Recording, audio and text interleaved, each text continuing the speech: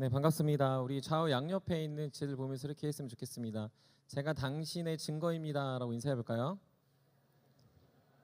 네, 우리가 서로가 서로에게 증거가 되는 삶임을 잊지 않으셨으면 좋겠습니다. 인디언들은 길을 잃었을 때 다양한 방법으로 길을 찾는다고 합니다. 우리는 뭐 현대니까 당연히 내비게이션, 뭐 아니면 지도를 보면서 움직이겠지만 인디언들은 길을 찾는 방법들이 있는데 총 한 네 가지 정도가 나옵니다. 먼저는 해의 위치를 보면서 어디가 동쪽이고 어디가 서쪽인지를 찾는다고 합니다. 두 번째로는 우리도 잘 아는 방법이지만 별자리를 이용해서 간다고 합니다. 북극성이나 북두칠성을 보면서 저쪽이 북쪽이구나라고 생각을 하게 되는 거죠. 세 번째는 좀 특이해요. 저도 찾으면서 이제 신기했는데 나무의 색깔과 이끼를 보면서 길을 찾는다고 합니다. 이끼와 나무 색깔이 있는 곳이 정반대라는 거죠. 나무 색깔이 조금 옅다면 그곳이 해가 잘 드는 곳이고 이끼가 있다면 그건 습하여 북쪽에 위치한다라고 생각하는 겁니다. 그래서 이끼와 나무의 색깔을 보면서 우리가 어느 쪽으로 가야 하는가의 방향을 정한다는 거죠. 마지막으로는 동물이 사냥하는 그 길, 동물의 뼈나 동물의 발자국들을 보면서 동물이 있는 곳에 물이 있고 그곳을 따라가면은 아무리 험중한 산이라 하더라도 길을 잃었을 때 그 길을 찾을 수 있다라는 거죠. 이러한 지혜를 발견하는 인디언들을 보면서 우리도 우리의 길을 잃었을 때 우리는 어떻게 그 길을 찾아가는가? 청년의 시기를 어찌 보면은 길을 찾는 시기라고 말할 수도 있지만 사실은 그 길의 해답을 찾기가 굉장히 어려워 우리는 무엇의 기준 삼아 무엇을 표대 삼아 그 길을 헤쳐나가야 할까 늘 고민하는 시대라고도 할 수 있습니다. 그런데 우리는 이미 많은 것들을 통해서 우리가 잃어버린 길, 우리의 목적지를 찾는 방법들을 경험하고 있습니다. 왜냐하면 우리가 살아오면서 많은 삶의 현장들이 사실은 문제를 해결할 수 있는 단서, 복선, 뭐 영화에서 뭐 이그웨스트, 떡밥 뭐 이렇게 이야기하는데 그런 것들이 많이 즐비하다라는 거죠. 관계에 틀어진 사람들이 대부분 관계를 회복하기 위해서 자신의 말을 점검합니다. 표정을 생각하고요. 혹은 내가 어떠한 관계 안에서 내가 누구하고 친해져서 아니면 그 사람에게 어떤 걸리는 말을 해서 관계가 틀어졌구나라고 우리는 그 관계를 해석하기 위해 과거, 나의 행적, 나의 생각들을 돌아보게 되는 거죠.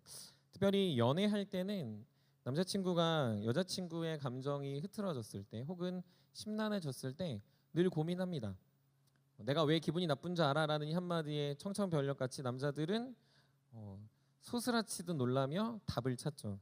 하지만 잘 찾지 못하고 그래서 그 순간에 단서들을 막 조합하지만 사실은 그것은 다 답이 아니었다라는 걸 뒤늦게 깨닫습니다.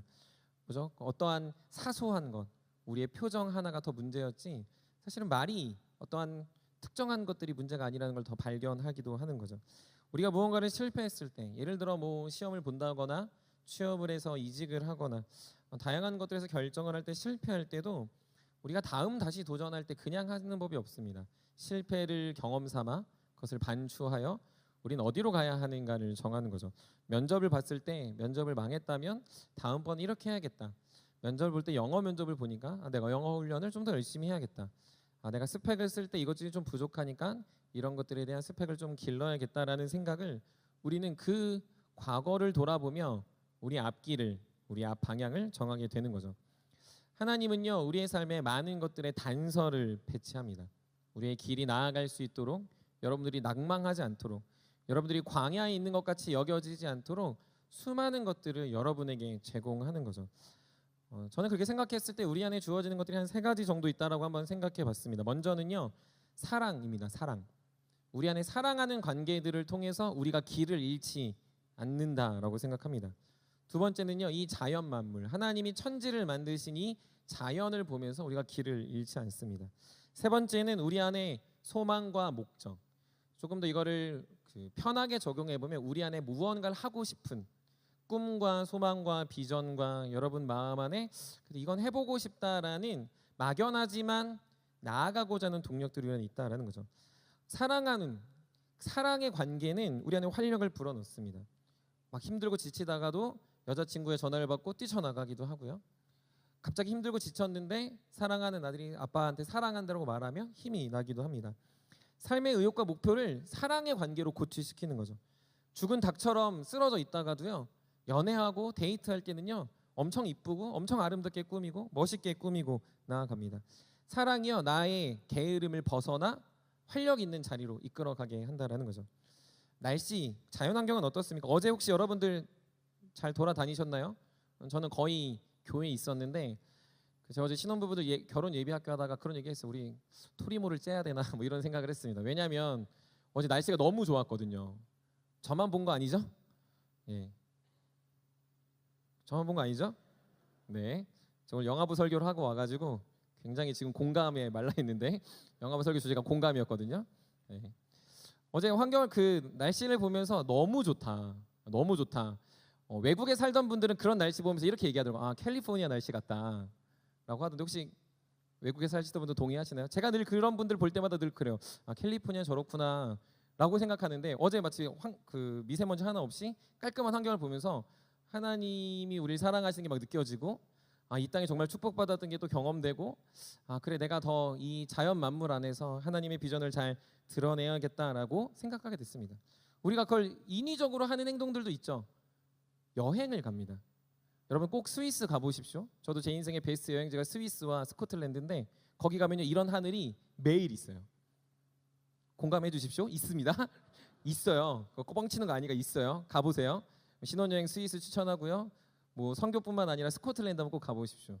그 에딘버러 가면요 엄청 멋있는 환경과 거기 높은 산이 하나가 있거든요. 뭐 해슬 보경에는 잘 안 올라갔는데 아무튼 되게 좋은 산이 있어요. 거기 가면은 여러분들 하나님이 우리를 사랑하시는구나라고 느낄 수 있습니다. 환경이 그렇다는 거죠. 자연이 천지 만물이 우리에게 힘을 북돋아 주는 거예요. 또한 우리 안에 무언가 하고 싶은 것들이 있거나 아니면 내가 하고 싶다라고 생각하거나 여러분들 안에 어떤 기쁨의 근거가 되는 것들, 목적과 비전이 생겨나는 거죠. 그래서요 물론 부모님들은 보면서 야 그거 하지 말고 이거 해라고 말할지 모르겠지만 우리 안에 내가 하고 싶은 무언가 그리고 무언가에 대한 동경이 뭐 예를 들어서 뭐 여러분들이 누군가 팬클럽이 된다거나 아니면 여러분들이 무언가를 덕질을 한다거나 아니면 드라마를 뭐 본다거나 하는 것들이 멈춰있는 우리의 삶의 방향을 찾게 하고 움직이게 하고 물론 그 방향이 틀렸다고 누군 말할지 모르지만 분명하게 움직임을 선사한다는 겁니다. 그런데요 이런 것들은 늘 희미합니다. 늘상 생각이 나고 늘상 환경이 좋고 늘상 사랑받고 늘상 내 안에 어떤 목적이 생겨나면 참 좋겠는데 그러지 않을 경우가 훨씬 많다는 거죠. 사실 여기 계신 많은 청년들 중에 꿈과 비전이 있을 수 있지만 어느 정도 나이가 들다 보니까 꿈과 비전은커녕 뭘 해먹고 살아야 되는지 고민하는 사람이 훨씬 많고요. 사랑이 우리 안에 필요하다는 걸 알지만 사랑받지 못하는 우리의 감정 속에 사랑은 개나 줘버려 라고 말하는 경우들도 우리 안에 있다는 거죠. 자연환경을 보면서 어제 같은 특별한 날씨도 있지만 한국의 하늘을 그릴 때 어린아이들이 회색으로 그린다는 사실은 저 여러분들이 너무 잘 알고 있습니다. 이처럼 세상에 주어진 많은 것들 이거를 신학적으로 일반 은총들은요 희미해요. 우리 안에 길을 찾기에는 분명 도움이 되지만 그것이 잘 드러나지 않기 때문에 그 방법들로는 우리가 길을 찾기 어렵다는 거죠. 그래서 하나님은요 구원받은 신자들 저 여러분들에게는요 아주 특별한 방식으로 길을 찾아 나설 길에 대한 그 관음자 역할을 할 수 있는 방법들을 제시하십니다. 그게 무엇입니까? 하나님과 하나님의 구원 예수 그리스도의 십자가와 교회 그리고 하나님의 말씀입니다. 그것이 길을 잃어버린 우리에게 길을 찾게 하고 방향을 제시한다는 거죠. 일반 불신자들 세상에 있는 사람들은요 방금 말했던 사랑 뭐 천지 만물들 혹은 자신의 어떤 비전과 목적들로만 찾았다면 우리는 거기에 덧입혀서 하나님과 예수 그리스도의 십자가와 교회와 말씀을 통해서 훨씬 더 많은 가능성과 훨씬 더 분명한 방법을 제시하여 우리가 눈을 더듬고 겨우겨우 찾아내는 인생이 아니라 보고 그것에 대한 마음을 정하고 움직일 수 있는 표대를 세워놓으신다라는 거죠. 우리가 결혼에 대해서 예를 들어보면 이렇습니다. 결혼하는 사람들의 대부분은요 사랑하기 때문에 결혼합니다. 결혼을 준비하고 있는 청년들도요 사랑하기 때문에요 돈 때문에 합니다. 마음이 그럴 수 있습니다. 하지만 그 마음보다 그 마음을 들게 한 진짜 원류의 마음은 사랑일 거예요. 그런데요 사랑이 표대가 되는 건 일반 은총 세상 사람들의 경우에 사랑이 목적이 되고 사랑이 길잡이가 되는 거죠. 그런데요 여러분 요즘 상황이 어떻습니까? 사랑이 길잡이가 되어 결혼을 했더니 사랑하지 않아 이혼합니다.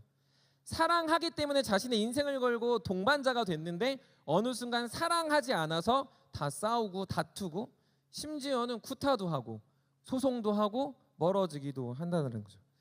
사랑으로 나아가는 걸음은 그 순간에 반짝 길을 제시했을지 모르나 결국 그 사랑은 견고하고 명확한 방향성을 제시하지 못한다라는 거죠. 그러면 저와 여러분들은 왜 결혼해야 되고 왜 연애해야 되고 왜 그것들을 진행해야 됩니까? 하나님은 남자와 여자가 만나 하나님 나라의 모형인 가정을 이루기 원하신다는 거죠. 이것은 세상 사람들은 몰라요.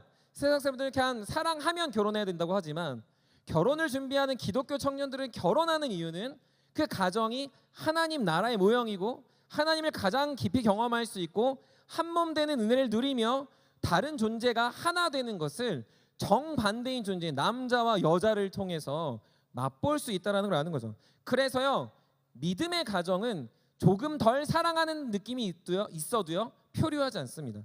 사랑하는 것 같다가 어느 순간 사랑이 식어도요 표류하지 않아요. 왜요? 그것이 표대가 아니라 우리 안에 하나님의 가정, 하나님의 믿음의 나라를 원하는 그 명확하고 분명한 눈을 뜨고 보고 표대를 세워가는 기준이 우리를 흔들리지 않게 하더라는 거죠. 그래서 시편 1편에서는요 이런 모습을 아주 단순한 단어로 표현하고 있습니다. 시편 1편에 보면 두 부류가 나와요. 하나는 복 있는 사람과 또 다른 한 사람은 악인입니다. 악인을 뭐라고 얘기하는 줄 아십니까? 따라해 볼까요? 바람에 나는 겨. 따라해 볼까요? 바람에 나는 겨. 네, 바람에 나는 겨와 같다 그래요. 여러분 겨 보신 적 없죠? 저도 겨는 본 적 없습니다. 그런데요, 겨는 아주 작은 거라고 이야기하고 쉽게 생각하면 뭐 쌀 정도라고 생각을 해봅시다. 근데 그게 늘 바람에 왔다 갔다 하는 거예요.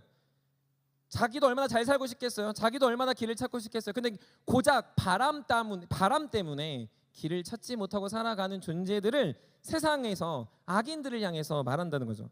그런데 하나님의 백성, 하나님의 의인들은 뭐라고 얘기합니까? 시냇가에 심은 나무 같다고 얘기합니다. 뭐라고요? 네, 영화 보고 훨씬 더 공감을 잘해주는 것 같은데 영화 보러 가야겠습니다. 여러분 뭐라고 얘기하는 거예요?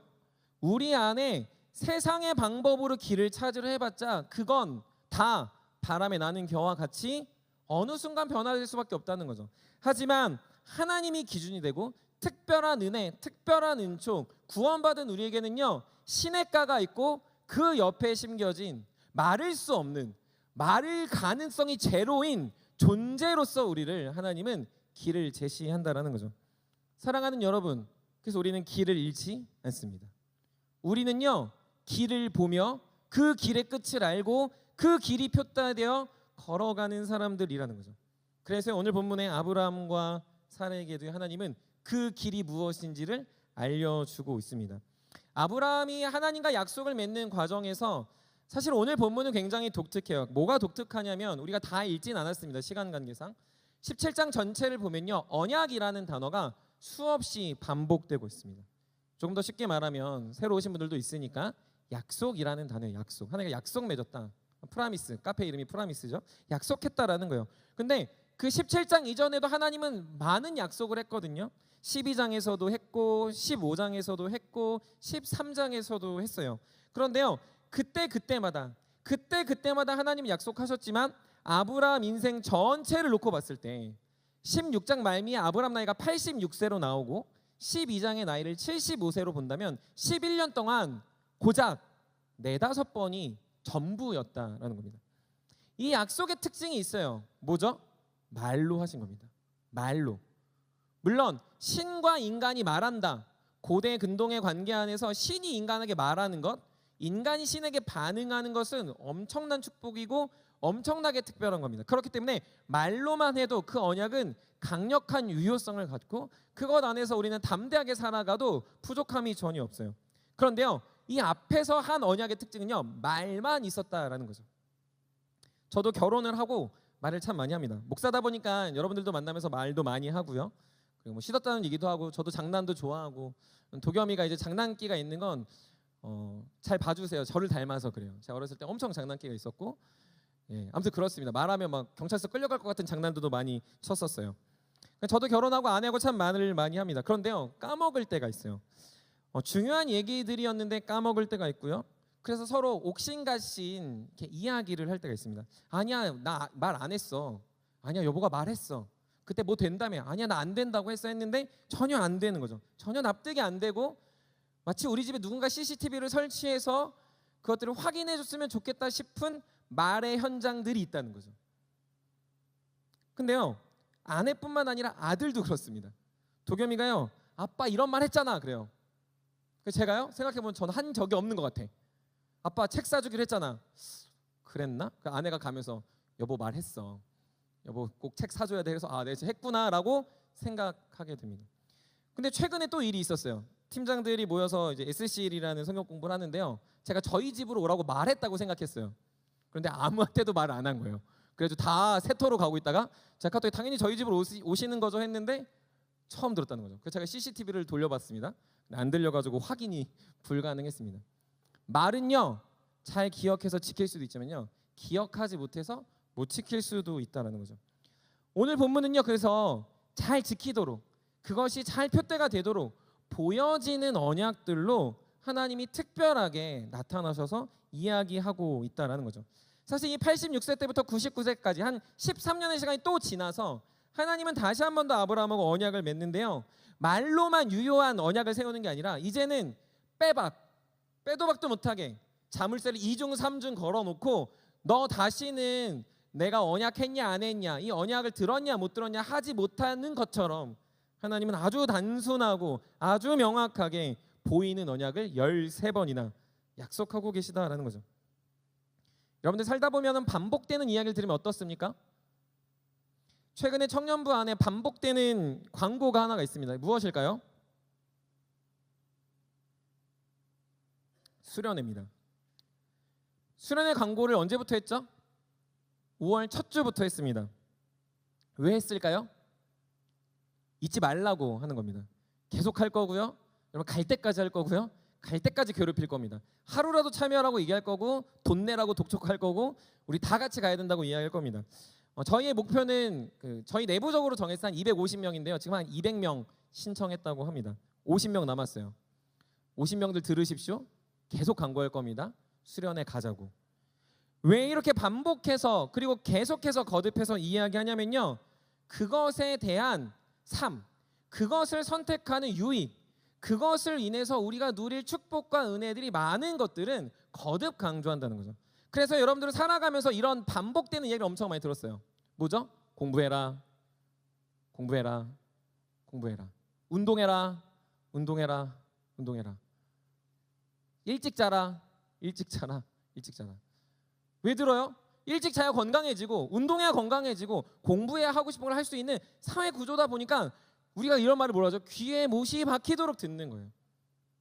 중요하니까 잊지 말라고 말을 반복하는 겁니다. 근데 그것을 넘어서서 하나님은 아브라함에게 언약을 세우실 때 이젠 빼도 박도 못하게 명확하게 언약을 체결하고 계시다라는 거죠.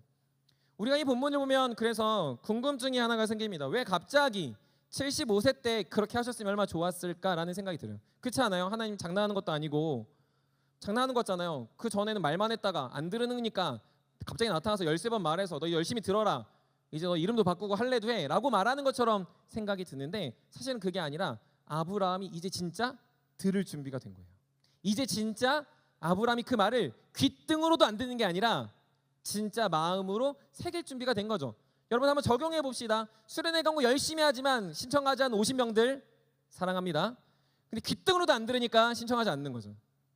들을 준비가 안 돼 있는 거예요. 내가 왜 가 하니까 안 들리는 거예요. 반복했었나? 뭐라는 거야? 2차, 3차 중요하지 않은 거죠. 정죄하는 거 아닙니다. 사랑합니다. 근데 귓등으로도 안 들리니까 반복해도 안 들린다고요. 똑같은 거예요. 아브라함이 여태까지 말했지만 말의 능력, 말의 효력이 없는 게 아니라 아직까지는 아브라함이 들을 상태, 들을 수준이 아니었기 때문에 말로만 하셨다면 99세가 된 아브라함에게는 그걸 들을 상황과 환경과 마음가짐을 갖고 있다는 거죠. 그래서요, 17장에 특별한 단어가 하나 나옵니다. 우리 한번 창세기 17장 3절 같이 한번 읽어보겠습니다. 창세기 17장 3절 다 같이 읽겠습니다. 시작. 아멘. 뭐라고 이야기합니까? 엎드렸다라고 이야기합니다. 그 전에 언약은요, 하나님 말하고요 그냥 삽니다. 갈대오를 그냥 떠나고요, 그냥 눈을 들어 땅을 봅니다. 물론 그것도 대단한 거예요. 그것도 확실한 거고 그것도 유효한 겁니다. 근데 하나님이 아브라함에게 말하니까 아브라함이 뭐 하고 있다고요? 엎드렸다. 마치 모세가 내가 선 곳은 거룩한 땅이니 내 신을 벗으라 떨기나무에 엎드린 것처럼 아브라함은 지금 99세의 나이에 엎드려 반복, 거듭, 강조, 귀에 못이 박히도록 했던 그 언약을 이제 진짜 듣기 시작했다라는 거죠. 이제 진짜 반복했던 말로 끝이 아니라 그것이 눈에 보이고 표대가 되고 길을 정할 수 있는 수준이 됐다라는 걸 알려주고 있는 겁니다. 하나님은 그래서 아브라함에게 두 가지를 더 견고히 하기 위해 말하십니다. 먼저는 이름을 바꾸시고요. 두 번째는 할례를 행하십니다. 이름을 바꾸는 건 우리가 정체성에 관련된 이야기예요. 조금 오글거리지만 여러분들 애칭하는 사람 있죠? 연애하시는 분들 아니면 이렇게 친구들끼리 제가 옛날에 애칭할 때 제일 웃겼던 게 그 고등학교 그 일산에서 고등부할 때 그 얘기했었는지 모르겠는데 이렇게 전화가 온 거예요. 근데 엄마인 것 같아. 그 전화번호 저장이 뭔 줄 알아요? 마이애미. 싸가지가 없는 건지 웃긴 건지 그냥 애칭인 거죠. 애칭. 예. 진짜 이상하다 했는데 이제 아무튼 공부 잘하고 살고 있습니다. 여러분들 애칭이 있잖아요. 애칭 왜요? 그냥 그런 마음과 그런 느낌. 이렇게 연애하면요 되게 이쁜 걸로 하잖아요. 그렇죠? 옛날에 제가 애칭으로 한 형제한테 지옥자녀라고 했거든요. 예. 그 애칭이었어요. 제 나름대로 표현. 지옥 가지 말라는 목사의 간절한 소원. 진짜 지옥 갈 것 같아서. 네, 감사합니다. 예. 녹화될까봐 말은 안 할게요. 이름은. 예. 애칭이 있잖아요. 왜요? 그 존재를 내가 그렇게 부르며 그 사람을 그렇게 이해하는 거죠. 저희도요 그 결혼하기 전에 차를 샀어요. 지금은 당연히 그렇게 안 부르고요. 차 사고 한 3개월 정도 저희 아반떼를 불렀던 이름이 있습니다. 우봉이. 우선미의 차라고 해서 아반떼 우봉이라고 불렀어요. 야 진짜 갑자기 부끄러워지는데 그렇게 불렀어요. 차가 너무 좋으니까 아반떼가 너무 좋으니까 제가 이제 용인에서 광주까지 왔다 갔다 할 수 있는 차를 아내와 돈을 모아서 결혼 자금으로 샀으니까 너무 급해서 차 이름에 애칭을 붙인 거예요. 그런데요 성경은요 이 이름에 관해서 존재의 의미를 부여합니다. 고린도후서 5장 17절에 보면 우리가 새로운 피조물이 됐다고 말해요. 그리스도 안에서 새로운 피조물이 된 거는 다시 들어가서 다시 태어나서 이름을 다시 부여받는 게 아니고요. 새로운 이름이 우리에게 주어진 거죠. 마치 애칭과 같은 겁니다. 성도에게 주어진 애칭과 같은 게 무엇이죠? 그건 바로 여러분들에게 주어진 성도, 그리스도인, 제자라는 애칭이 붙은 거예요. 하나님은 여러분들 누구누구 이름으로 부르기도 하지만 여러분들을 성도라 부르시고 그리스도의 제자, 군사, 하나님의 백성이라는 애칭으로 여러분들을 대하신다라는 거죠. 특별히 성도라는 뜻은 불렀다라는 거예요. 여러분들이 세상에 유리하고 길을 잃고 헤매는 존재였는데 이제는 내가 불렀어. 이건 그냥 단순히 부른 게 아니라 양이 밖에서 유리하고 다니다가 하나님의 목장 안에 들어왔다라는 의미로의 부르심인 거죠. 그러니까 우리는 이제는 밖에 산에 들에 돌아다니며 나 혼자 먹을 궁리하는 양이 아니라 이제는 목자의 그 안내 아래서 안전한 초원을 누빌 수 있는 은혜 받은 정체성을 성도라는 이름 안에 하나님은 부여하고 계시다라는 거죠. 그래서 아브라함을 뭐라고 바꾸십니까? 아브라함. 사례를 사라라고 바꾸고 있는 거죠. 우리 한번 본문 같이 읽어보도록 하겠습니다. 창세기 17장 5절과 16절 우리 한번 연속적으로 읽도록 하겠습니다. 읽겠습니다. 시작. 제 후로는 내 이름을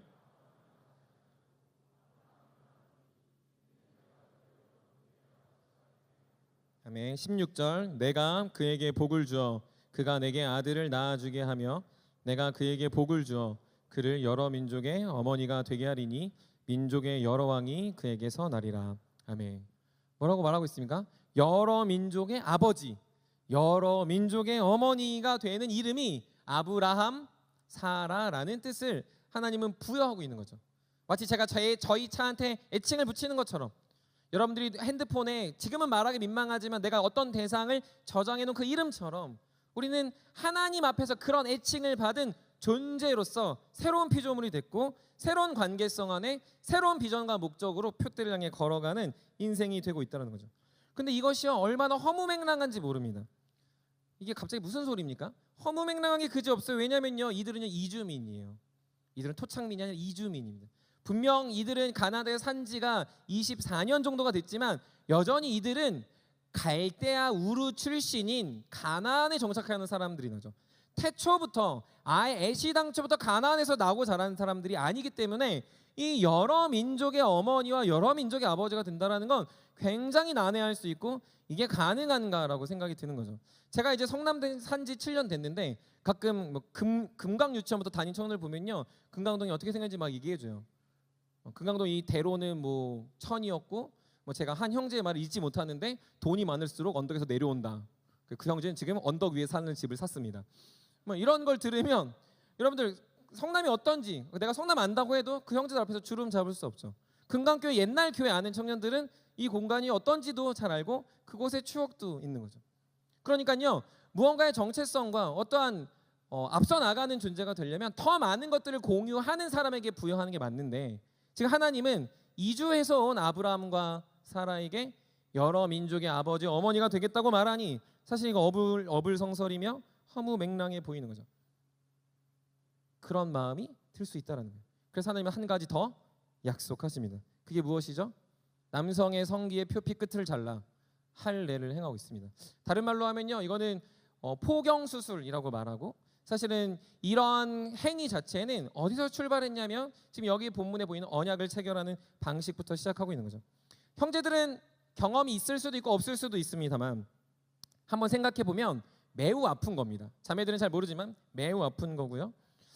조금 더 생각해 보면 변변한 의료 시설이 없는 상황에서 돌을 깨트려 돌의 날카로운 부분으로 여러분들의 성기의 끝에 표피를 잘라서 했다. 그 표정을 한번 보여주십시오. 공감해달라고 얘기하는 겁니다. 저 공감에 꽂혀 있어가지고 지금 이렇게 웃을까요? 하하 이렇게 하고 막 엄청 막 죽을 똥 살 똥 막 이게 뭐 사나 죽으나 날 죽여라 차라리 이럴 표정으로 할 수 있을 겁니다. 할례를 우리가 생각할 때요, 착각하는 게 하나가 있습니다. 하나님 되게 나빴다. 고통을 주기 위해서 왜 이런 걸 하지? 하나님 어떻게 남성들에게 이런 고통을 선사해서 언약을 체결하지? 빡 아파서 절대 잊어먹지 말라고, 절대 까먹지 말라고 할례를 하나 보다라고 생각할 수 있습니다. 그렇죠. 우리가 강한 충격은 트라우마가 돼서 각인이 되잖아요. 아무리 돌 같은 머리여도요, 때리면 어쨌든 우리 다 구구단 외웠잖아요. 그런 것처럼 어떠한 각인과 트라우마를 남겨서 너넨 절대로 하나님의 백성을 떠나지 말아라라고 하는 것처럼 여겨질 수 있어요. 그랬다면요, 이 언약의 방식은 바뀌었어야 합니다. 어떻게요? 성인들의 성기 끝을 잘랐어야 돼요. 다시요, 다 큰 성인의 성기 끝을 잘라서 할례를 해라고 해야 지금 우리가 말하고 있는 고통의 각인 트라우마가 마음에 새겨질 수 있다는 거죠. 근데 누구한테 하라고 합니까?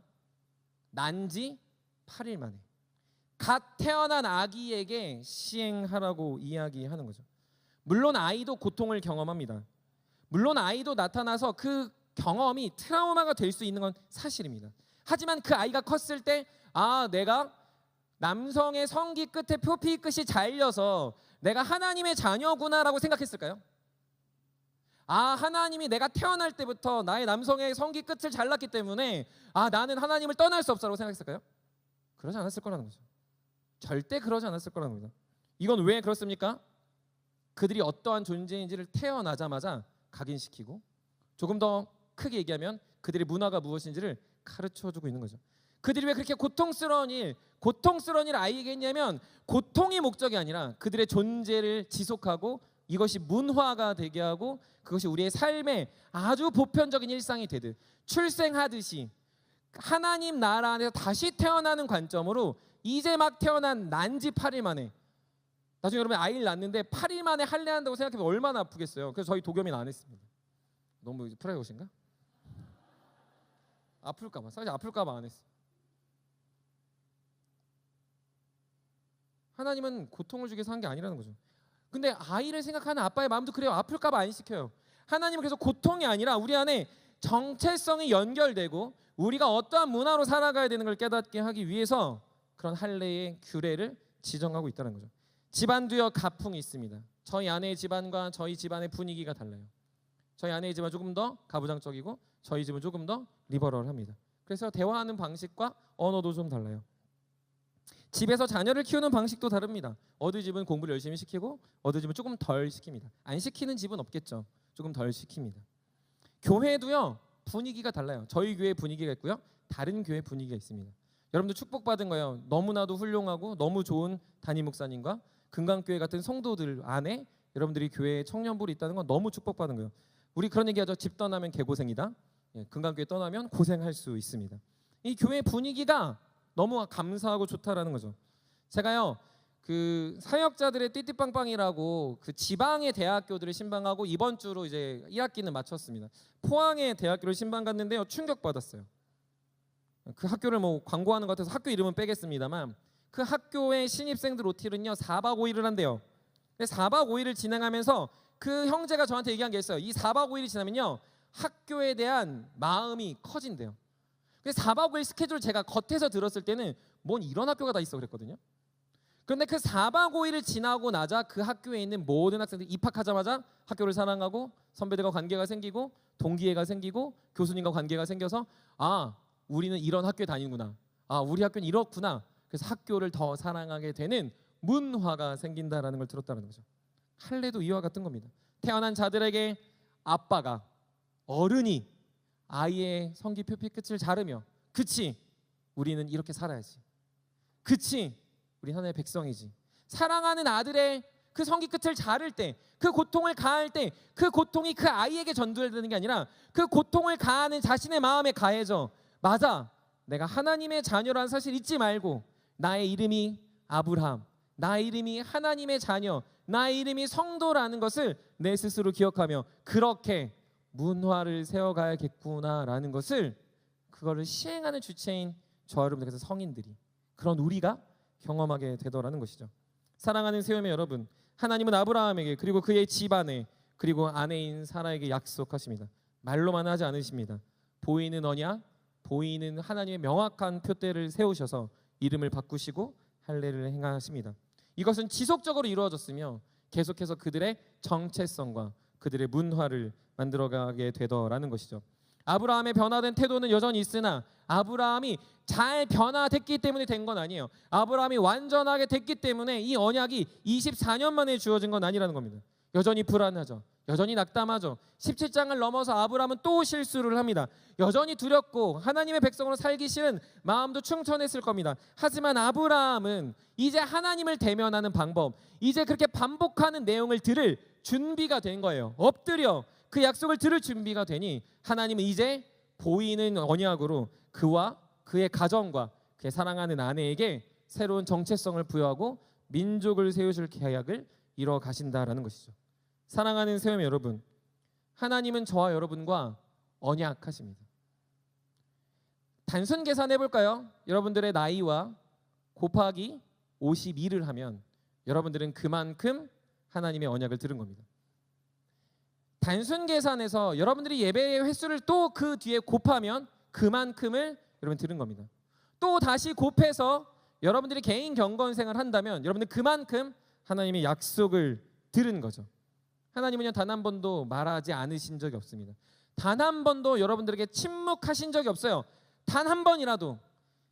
11년 동안 4-5번밖에 안 했던 아브라함도 이렇게 살았는데 여러분들은 최소 100번, 최소 1000번, 이제 막 믿었다면 10번, 20번이라도 하나님 여러분들에게 약속하시고 계속해서 언약을 맺고 계신다라는 거죠. 그것은 우리가 잘나서가 아니에요. 여러분들이 들을만 해서가 아닙니다. 우린 부족하게 언약하지만 우린 그래도 들을 준비인 예배에 나왔기 때문이죠.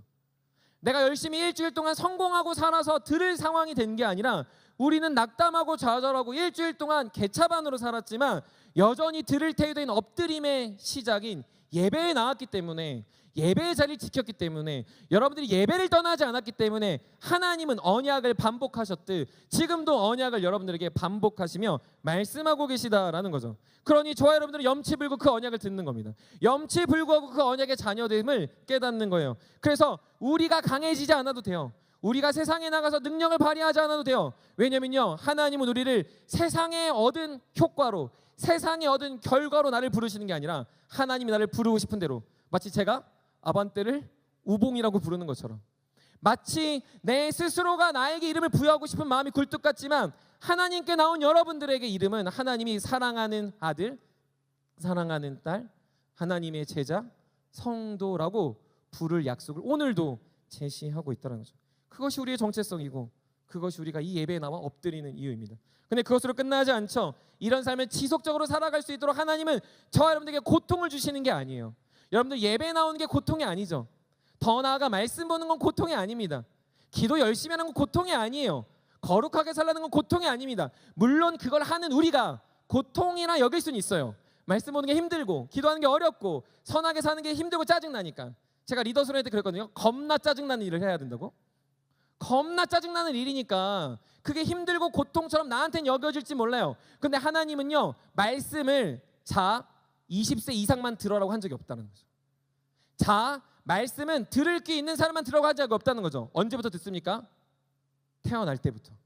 태어나기 전부터, 태아 있을 때부터 하나님 말씀은 계속 선포됐고, 말씀을 선포하는 부모와 그 말씀을 듣는 자녀는 말씀 앞에서 동등하게 계속해서 할례 받은 것처럼 마음의 할례를 받아 하나님의 문화, 하나님 백성의 삶을 살아가게 하신다라는 거죠.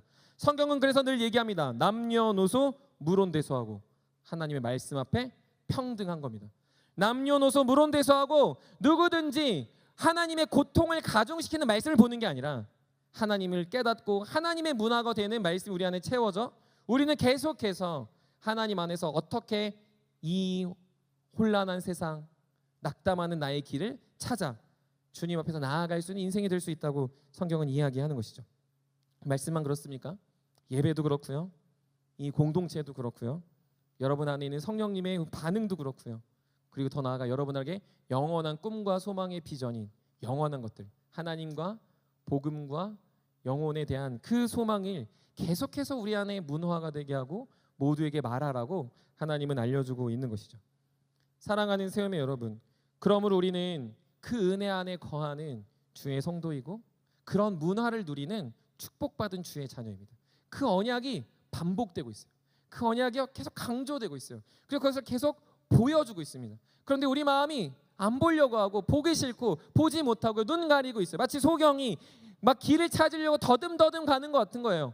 그래서 마치 여러분들이 미로에 빠진 것처럼 내 인생은 왜 이렇게 낙담하고 좌절할 수밖에 없나라고 평가하는 인생이 되어버렸다는 거죠. 그래서 하나님은 한 번 더 어쩌면요 아주 강력한 방법 하나를 쓰십니다. 그게 무엇이죠?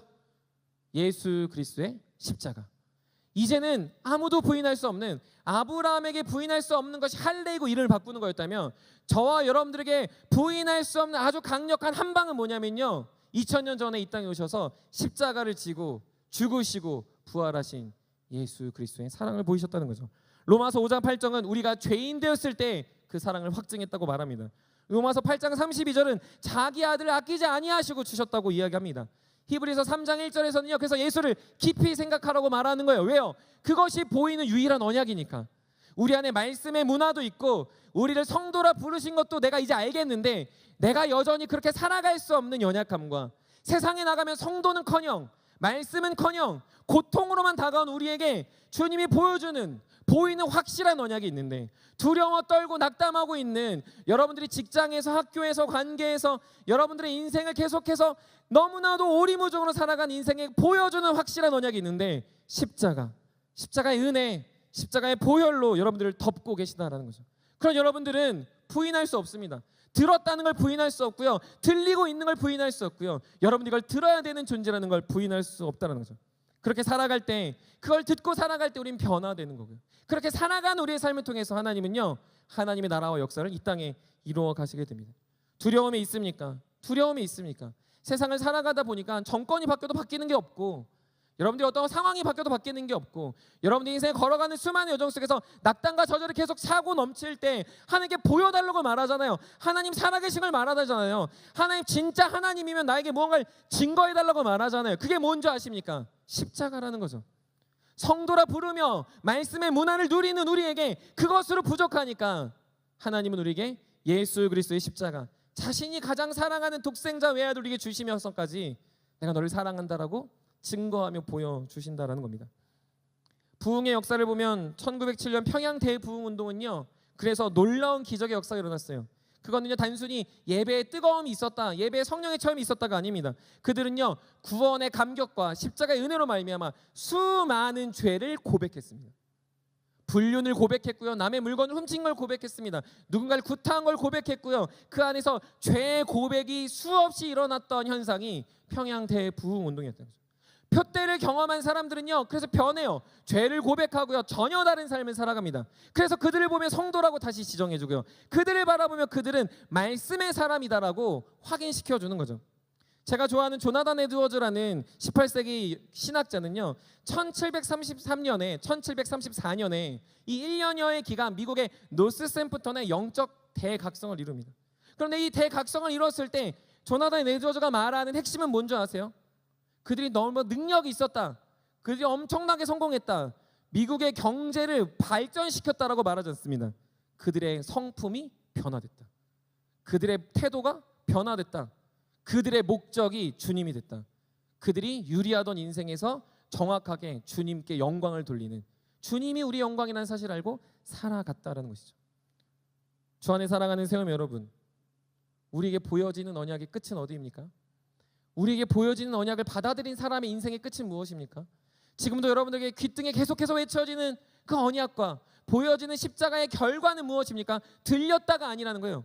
들리고 있다가 아닙니다. 잘 들었다도 아닙니다. 무엇입니까? 인생의 변화, 목적의 확인, 길의 분명함, 그리고 여러분들의 성품과 여러분들의 죄들이 들춰나는 것이죠. 그걸 살아갈 때 우리는 주님 앞에서 하나님의 언약의 백성으로, 비록 나는 두렵고 늘 걱정되고 떨리지만 여러분들 통해서 하나님은 이 땅에 거룩한 문화와 거룩한 나라를 이루어 가실 줄 믿습니다. 바라기는 사랑하는 새 모든 청년들이 그러한 삶으로 주 앞에 화답하고 그리고 그런 역사를 이루어가는 주의 성도, 주의 말씀의 사람들이 되시길 간절히 축복합니다. 말씀을 마무리합니다. 신약 성경에서 한번 찾아봤어요. 십자가라고 단어를 치면요 76번이 납니다. 딱 십자가라는 단어만 치면. 물론 복음서를 제외한다면 이보다도 적은 수가 나옵니다. 하지만요 분명한 게 하나가 나오더라고요. 그게 무엇인 줄 아십니까? 하나님의 복음을 전하는 사람은요 뭐라고 얘기하셨습니까? 십자가의 예수를 전합니다. 십자가를 전해요. 내가 이렇습니다, 내가 복 받았습니다, 내가 성공했습니다, 오면 즐겁습니다, 오면 행복합니다, 이런 걸 얘기하는 게 아니고요 십자가의 예수를 전합니다. 왜 그랬을까요? 분명한 보이는 유일한 언약을 우리에게 주셨기 때문에 사도들은, 바울은 가는 곳마다 십자가의 예수를 증언합니다. 그들에게 도덕적인 삶이나 착한 삶이나 탁월한 삶이나 기적을 나타내는 삶이나 사랑하라고 요청하지 않습니다. 그들에게 어떠한 세상에 나가 본이 되라고 먼저 말하지 않아요. 그건 언제나 다 다음 차순위였어요. 1순위 무엇인 줄 아십니까? 찬란한 십자가의 영광, 십자가의 그 언약, 나를 위해 죽으신 예수 그리스도의 보혈의 피, 그것이 나에게 보여지고 경험되고 확증됐다면 그런 우리는 성도가 될 수밖에 없고, 그런 우리는 말씀이라는 문화와 예배라는 문화와 기도라는 이 특권을 가지고 이 땅에서 길을 잃어 헤매는 존재가 아니라 명확한 길을 갖고 주님 앞에 걸어가는 주의 제자가 된다고 얘기하는 겁니다. 성경은요 세상을 그래서 소경에 비유해요. 눈먼 자에 비유해요. 왜 그럴까요? 그들은 찾고 싶어도 찾지 못하는 거죠. 이미 잃었어요. 이들은 이미 길을 없어요. 그런데도 계속 그들은 다른 것에 마음을 둡니다. 계속 다른 것으로 눈을 뜨고 걸어가려고 해요. 그때마다 그들은 넘어지고 쓰러지고 혹여 내 눈에 보기에 성공해 보이는 모습들이 있을지 모르지만 그것은 결국 끝엔 벼랑이 존재할 수밖에 없다는 거죠. 그러나 저와 여러분들이 어떻습니까? 저 여러분들 눈이 띄었습니까? 저 여러분 잘 봅니까? 저와 여러분들은 세대를 분별하고 있습니까? 저 여러분들은 눈이 크게 떠져서 아 저긴 벼랑이고 저기는 음침한 곳인 걸 봅니까? 아니요, 우리도 똑같아요. 세상 같은 우리를 우리가 부인할 수 없어요. 저와 여러분들도 소경이고요, 아무것도 못 봐요. 그런데 그런 우리를 부르셨다고요. 주님이 부르셔서요 소경인 우리의 손을 잡고 업으시고 안으시고 다독이시며 주의 지팡이와 막대기에 우리를 어디로 이끄시냐면 가장 안전한 시냇가로, 가장 안전한 풀밭으로 이끄시는 축복을 받은 보이는 언약 안에 있는 백성이 됐다라는 거죠. 그것을 확인시켜주기 위해 십자가로 말하십니다. 그걸 확인하기 위해서 주님은요 여러분들의 인생 곱하기 주일수를 하면 그만큼 얘기하셨다고요. 그런데 부인하십니까? 그런데 떠나시겠다고요? 그런데 그게 아니라고 증명할 수 있겠습니까? 아니라고요. 여러분들 엎드리십시오. 여러분 예배 나오셔야 돼요. 예배를 더 사모하셔야 되고요. 드릴 수 있다면 할 수 있는 대로 예배를 더 많이 드리셔야 합니다. 가정의 예배도 드리셔야 되고 개인의 예배도 드리셔야 합니다. 왜요? 그것이 내가 계속 지나가서 스쳐 지나가서 헷갈리니까, 그것이 진짜인지 아닌지 가물거리니까 우리는 계속해서 넘어지고 쓰러진 일을 한다는 거죠. 여러분 그때마다 십자가를 보시며 십자가에 물들어 십자가의 그늘 안에 거하며 주님께 나아가십시오. 그때 소경된 우리의 눈이 떠지는 게 아니라 소경된 우리의 손을 잡고 가시는 예수 그리스도가 우리 안에 경험될 겁니다. 소경된 우리를 붙잡고 계시는 주님이 경험될 때 그때 우리가 안전하다고 말하는 거고요. 그때 우리가 이 험한 세상을 길을 찾아가는 인생이라고 말할 수 있다는 거죠. 청년은 어떤 존재입니까? 눈 뜨는 게 아닙니다. 소경의 안대를 푸르는 게 아니에요. 소경을 인정하고 소경일 수밖에 없는 우리의 삶 앞에서 가장 완전하신 예수 그리스도가, 표대 되신 예수 그리스도가 저희들을 붙잡고 우리를 이끌고 목자 되셔서 걸어가신다는 사실을 확인하는 자리가 청년입니다. 사랑하는 여러분, 여러분들에게 주어진 문화는, 여러분들에게 주어진 거룩한 문화는 그래서 아픔이 아닙니다. 그걸 누릴 수 있는 감격이고 감사이고, 저는 담임 목사님 통해서 이 단어를 배웠습니다. 특권입니다. 예배의 특권, 말씀 볼 수 있는 특권, 기도하는 특권, 사랑할 수 없는 사람을 사랑하는 특권, 공동체를 이룰 수 있는 특권, 우리 안에 소망 없을 때 주님이 나의 소망이 되신다는 특권을 우리는 그래서 향유하고 그것이 우리의 문화로 세워진다라는 것이죠. 두려워하는 여러분, 불안해하는 여러분, 걱정하지 마십시오. 우리의 눈이 띄어지는 게 아니라 주님은 저와 여러분들을 부르셔서 오늘도 말하시고 오늘도 안아주실 겁니다. 그러므로 불안을 떨쳐버리는 인생이 되는 게 아니라 불안하지만 주님의 손에 안겨 주님의 십자가에 기대어 우리의 길 끝이 분명한 십자가의 표대 하나님 나라임을 생각하며 담대하게 한 주도 승리하고 평생을 주와 동행하는 저 여러분들 되시길 주님의 이름으로 간절히 축복합니다. 우리 다 같이 일어나서 다시 복음 앞에 우리 찬양하도록 하겠습니다.